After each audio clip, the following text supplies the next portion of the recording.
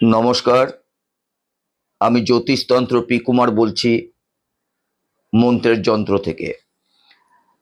আমি এর আগে বাংলা মাসের যারা যেই মাসে জন্মেছেন সেই মাস নিয়ে কিন্তু আমি আলোচনা করেছি, আর সেই আলোচনার মধ্যে তাদের গুণাগুণ এবং প্রকৃতি, তাদের ভাগ্য, কুশলতা ইত্যাদি ইত্যাদি আলোচনা করেছি। আমি শ্রাবণ মাস গতবারে আমি শ্রাবণ মাস নিয়ে আলোচনা করেছি।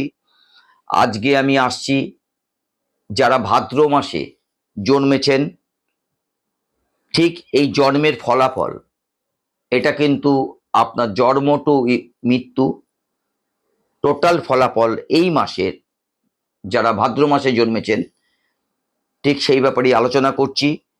তাই ভাদ্র মাসে যারা জন্মেছেন তাদের গুণাগুণ প্রকৃতি নিয়ে আমি এখন বলছি। ভাদ্র মাসে জন্ম হলে জাতকের হয় কি? ভাদ্র মাসে জন্ম হলে জাতক হয় ক্ষীণ দেহযুক্ত, মানে দেহটা একটু ছোট ছোট ভাব থাকে। শ্রীমান বা সুন্দর দাতা, স্ত্রী, পুত্র এবং সখাযুক্ত, এবং সে সুখে দুঃখে অভিভূত হয়। বিশেষ কথা হলো জাতক হয় সমাজের প্রিয়, অত্যন্ত দৃঢ়প্রতিজ্ঞ, এবং তার হৃদয় হয় আবেগপূর্ণ।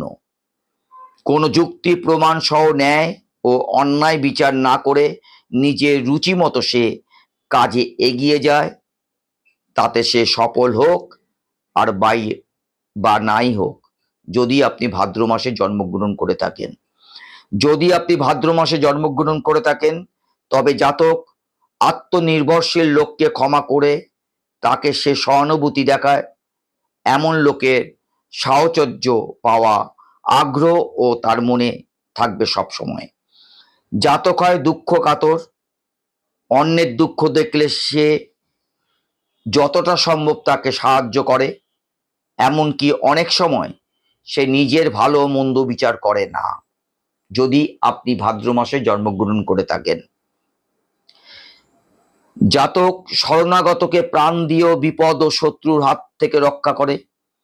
তার চরিত্রে বৈশিষ্ট্য ও তার ভাব প্রবণতা ও চালচলন থেকে বেশ বোঝা যায় জাতক কিন্তু হয় খুব আত্মাভিমানী, সে মনের কথা প্রকাশ করতে চায় না।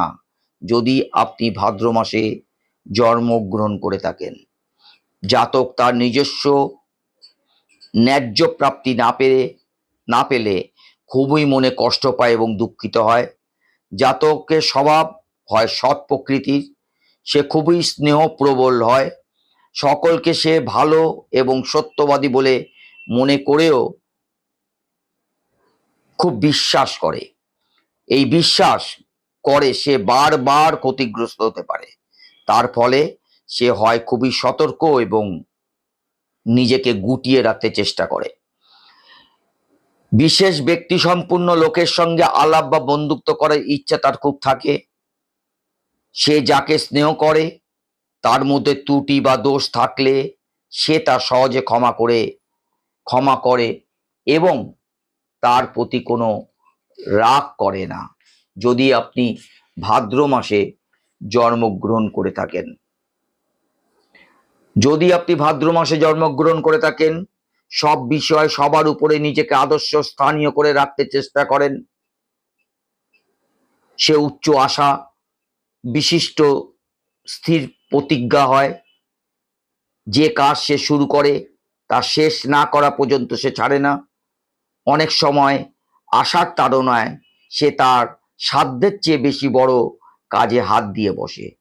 যদি আপনি ভাদ্র মাসে জন্মগ্রহণ করে থাকেন, সে উচ্চ দৃষ্টান্ত নিয়ে কাজ করে এবং আদর্শের মতো করে নিজেকে গড়ে তুলতে সে খুব চেষ্টা করে।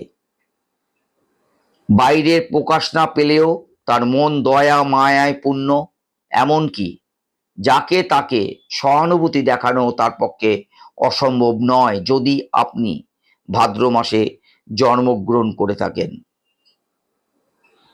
জাতক অপাত্রের স্নেহ ও সহানুভূতি দেখাতে গিয়ে অনেক সময় নিজেকে ক্ষতিগ্রস্ত করে ফেলেন। তাই সব সময় এসব দিকে তার সাবধানতা অবলম্বন করা উচিত। যদি আপনি ভাদ্র মাসে জন্মগ্রহণ করে থাকেন, সেই জাতক অভিলাষী ও গর্বিত মনোভাবপূর্ণ।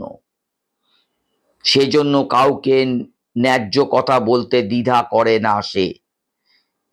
ধীর এবং অপ্রিয়, সত্য বলার জন্য অনেক তার শত্রু হতে পারে। নিজেকে সব বিষয়ে জ্ঞানী এবং শ্রেষ্ঠ মনে করার জন্য সাধারণের সঙ্গে মেলামেশা করতে তার বেশি অসুবিধা হয় না। নিজের সমাজে সে মিশবে খুব সুন্দরভাবে। আমি যারা ভাদ্র মাসে জন্মেছেন, মন্ত্রের যন্ত্র থেকে আমি প্রথম পাঠ আপনাদের জানালাম, এবং সেটা জন্ম টু মৃত্যু যারা ভাদ্র মাসে জন্মেছেন ঠিক তাদের জন্য। আমি পরবর্তীকালে আমি আসছি এই ভাদ্র মাস নিয়ে দ্বিতীয় পাঠে, তাদের ভাগ্য, তাদের কর্মকুশলতা, তাদের সখ্যতা, দৈহিক অবস্থা, শুভ বর্ণ এবং রত্ন নিয়ে। নমস্কার।